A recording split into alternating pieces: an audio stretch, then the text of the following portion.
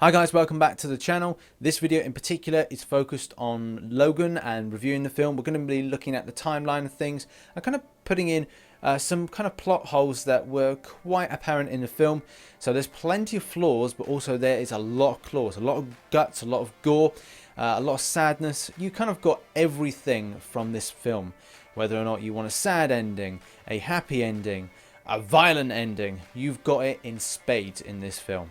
So let's set a bit of a story here. So when we first go to the franchise in X-Men Origins Wolverine, it's 1845, and it's quite apparent that Wolverine, or James Howler as he's been referred to then, is a kind of 10-year-old kind of gap. So I'd probably say he was born in 1835. The year in date when we find him in Logan is 2029. So he's about 194 years old, which is pretty old. He's not just by himself, he's joined by Patrick Stewart, and the Professor Xavier character is around about the 90-year-old, which again, so you've got a very kind of senile and old person that's suffering from a lot of mental issues, obviously. How, you know, putting together the prospect that his powers are kind of a bit unstable, this can be pretty darn difficult to deal with. They're joined in a little kind of hovel by Caliban, who is played by Stephen Merchant. And the character of Caliban, if we put into the time scale of where we see him in Age of Apocalypse in the 1980s, he should be in the film around about the 80 mark when it comes to how many years old it would be. So they're all pretty old, Wolverine being the oldest in this little collective, in this kind of sort of post-apocalyptic world, in this kind of deserted kind of end situation and appearance. The kind of vibe that we're getting is that it's similar to Mark Millar's Logan, but it's totally different. So it's not easy to kind of compare this over to comic book standards. Logan, or James as he's referred to, they're all trying to get away from this kind of X-Men. He's Wolverine. You know, they need to forget the past and kind of focus on the future. And he has a dream of getting away from the current situation, which is a nice kind of story that everyone's kind of like, oh, rooting for the underdog, the sad person. They've got a dream. You're still got to have your dreams in life, regardless of your age. From the start point, it does feel that he's running away from something. He starts a business, or he's kind of attributed to a business of a limo driver. It's a fantastic limo, by the way.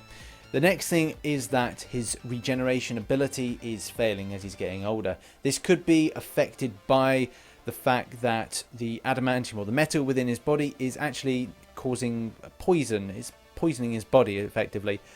And the adamantium, whether or not it's has an end date when it comes to what it can do to a human body or a mutant body, the same thing it would be able to do with a human body, like with nickel poisoning.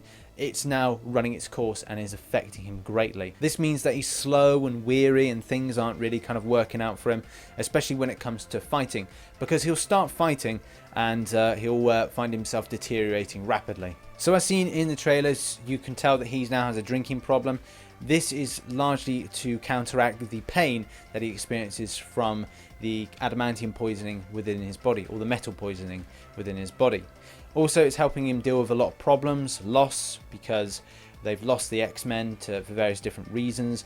There's secret agendas and things and projects that are afoot to bring down all mutant kind. And it seems that between Caliban, Xavier and Logan, they're the last of their kind. Or are they? So what's good about the film? Well, the tone fits perfectly. Logan's a very bitter and twisted man and has no and little respect for the world. He does try and keep himself to himself, so he becomes a bit of a loner, apart from his close circle of friends, which is, again, he can only trust mutant kind. He can't trust humans at all. The film itself is not just about X-23. As we know, she is in there, so there's no spoilers with that.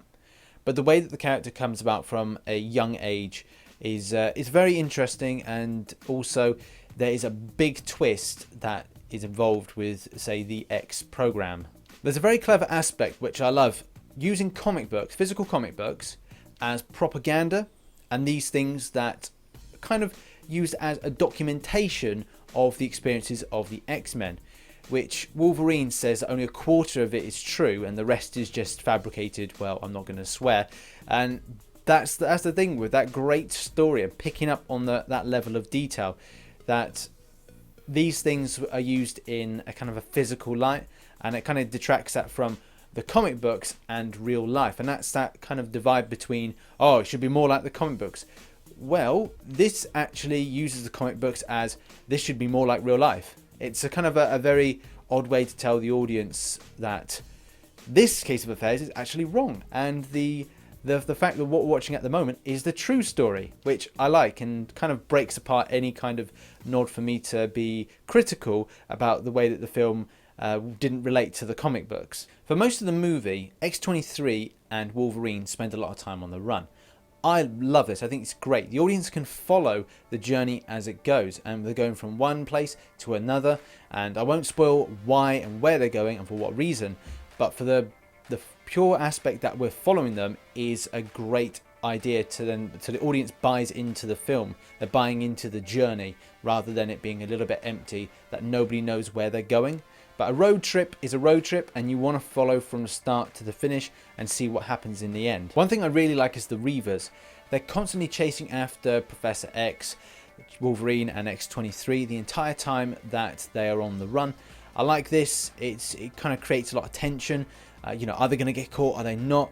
And they're bringing along with them some secret weapon which is going to completely blow your mind.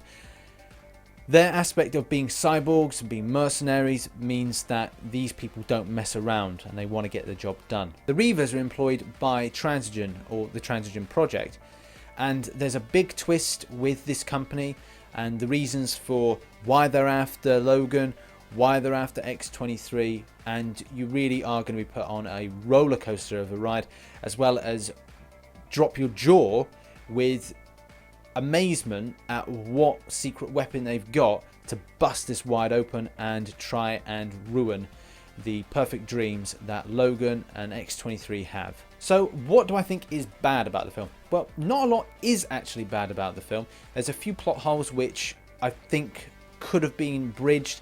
There's like several gaps and there's not sufficient bridge over them. The aspect of kind of explaining about Transigen and the Essex Corp, and were they a wing underneath there? What was their affiliation with Essex Corp? Because we saw the I'd say blood being or DNA being taken in a previous X-Men film in a cutscene, and that's disappointing not to kind of mention a bridge between that gap. Also the extent of years between the point of when that was taken, which was the late 80s, and now when we're in 2029, you know, what has really been happening in the last 40 years to get to that point where now something is being developed. The next thing is I would have liked more mention of Magneto. Reason being, what happened to him? Because this shapes a large part of Charles Xavier. Always in his mind is thoughts of Eric Lencher and the close bond that they have. They were not just friends, they were brothers. Obviously this is something that we see in a very generic way and a very kind of close to home way when it comes to Patrick Stewart and the way that Ian McKellen get on in real life at the moment. As I said before, timelines are not very good. The way that things tie in, it really puts us into you're very immersed in the 2029, and we don't see a great build up over the last 40 years of what has actually happened. We see something in the trailer where I thought Logan was at a funeral for one of the X-Men, because I think it says like all the X-Men have died, we're all died, we're a dying breed. Now the disappointing side of things with that is that I thought that we would at least see some kind of flashbacks to, say, X-Men dying in certain circumstances, people killing them off, and instead of us having, say, the dark future of Days of Future Past where the Sentinels are killing off the mutants, we would instead see them dying off through a different means because we've reset the timelines from Days of Future Past in general. But we didn't see that, so there's a bit of a disappointment there to say what has happened in the last 40 to 50 years that has killed off all the mutants, apart from age. But what happened to them? Because a lot of them didn't die from natural causes. There's some cases that they've actually been killed off. As I said earlier, flashbacks would be really good. You know, there's a story mentioned from Charles Xavier about a really bad incident that happened, West Chesterfield, I think it was, and we again don't see any kind of mention of that. We are still so immersed in 2029 that we don't see any kind of great flashback. One other light criticism is based on Stephen Merchant's performance. it was good, and he did deliver in a good way, but the accent did come through a bit too much. And to give you an idea, in the UK, the Bristolian accent is something that is quite different. It kind of sounds a bit like this. So, oh, Logan, how are you today, Logan? Oh, Logan. And the way I can do it, because I understand, I actually live quite close to Bristol, so I understand how the way that the accent works. But I did find at times it did creep in, which is a bit odd, because we established in Apocalypse that we had a character of Caliban. Now, the Caliban in this film should be about 80 years old, so they should have just used an old actor for this part and had him do more of a kind of a generic, either American accent, or be American, or someone of Eastern European, or close to the accent delivered within Apocalypse. So what are my final thoughts? Well, I thought the film was really enjoyable. You'll laugh, you'll cry, he'll shoot out his claws, and then you die. Well, that's really the kind of aspect of the film. I liked the fact that there was a little nod to his suit. Now, it didn't really show any... It should have been a backstory to that, where they showed the suit, or him in the suit, even for a brief period.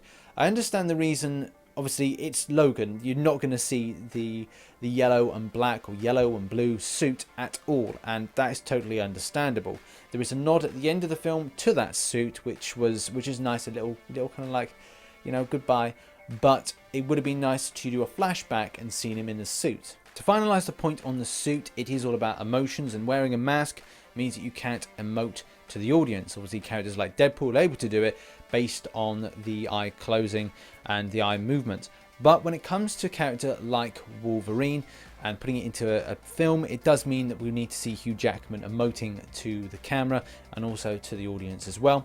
So hopefully in the future he is inclined to do bit roles, especially in something like Deadpool, because he could wear the suit and wear the mask and then take off the mask and then emote to the camera, but have the mask on when he's fighting, same way samurais would do with their outfit. They don't wear the samurai outfit all the time, which is a bit disappointing to say why wasn't the suit in the film earlier when he's going into battle, because we just need to see his mouth movements and get angry by that means. We don't really need to see his emotion unless he has to take off his mask to then emote when someone's dying, or say when he's in the ready room when they're basically getting ready to go out to fight as X-Men. The action was amazing, so much gore, so much well-placed CGI, not kind of very horrible CGI. There have been some really bad, like ones that were X-Men Origins Wolverine, you know, that's bad CGI. But this one, we just got it right. It got it so much better than others. You felt really kind of immersed in the character being at the end of his days, but at the same time he can do a light berserker mode. He has this kind of limp as well, which is really good. And I was discussing this with a friend, that based on your circulatory system, would your left side be the weakest side based on your movement? So it's hard. It's got a left side limp a lot of the time, which again gives you this warming to the character. He is down on his luck. He's got this poison within him. He's poisoning himself. Oh man, you know, it's just so good. But he can also kick ass still. He's got that berserker within him, but at the same time he needs to regenerate longer, or takes longer between battles to probably get back together again. There's this happy family vibe which is just amazing. Like, Patrick Stewart has felt completely lost. His Xavier character is so lost with that student, and X-23 provides that kind of daughter and student, or granddaughter in this case, this kind of granddaughter student type character, which is so lovely to see the interaction between one another. It's granddad with the granddaughter, and they're doing this kind of really nice, and it's like, it's just so lovely, so warming to see. And Hugh Jackman does an amazing job. Now he has to be an adoptive father, and this draws on a lot from his own personal experience, because he is adopted 2 children. So he's really improperly getting into it. The reluctance, the kind of, he's having to teach, so he's teaching, and then at the same time he's then relearning his skills as a teacher in Xavier School, and then he's becoming that adopted father that he knows how to be, because he knows from experience. And drawing on from your own experience, man, that's a beautiful thing to put into the cinema. The director said this is a film for everyone, and that's great, but there are significant timeline jumps that make this very difficult without explaining or doing flashbacks to kind of know what has happened since certain films and why are we at the stage we are now. and what's happened in general. That being said, this film is a great film and is a fitting end to Hugh Jackman's run. Doesn't matter at what point you join into the X-Men or Wolverine franchise, that you will enjoy this film as much as I did. Yes, there are a little bit timeline issues. Yes, there could be a few improvements to explaining a few things. But apart from that, the film is solid and really paints a picture of what life is like in 2029 for a mutant, especially one that is losing his powers and his will to live. But then he finds something that means that he's got something to live for and maybe something to die for as well. So I give this film 4 stars out of 5 and strongly suggest you go out to the cinema to go and watch it. If you found this review helpful and you want to forward it to someone else, then please share it. Like the video if you enjoyed it, and subscribe for more Marvel content as well as film reviews in the future. Thanks very much for watching this video. I'm RichTheMan and I'm out. Bye bye.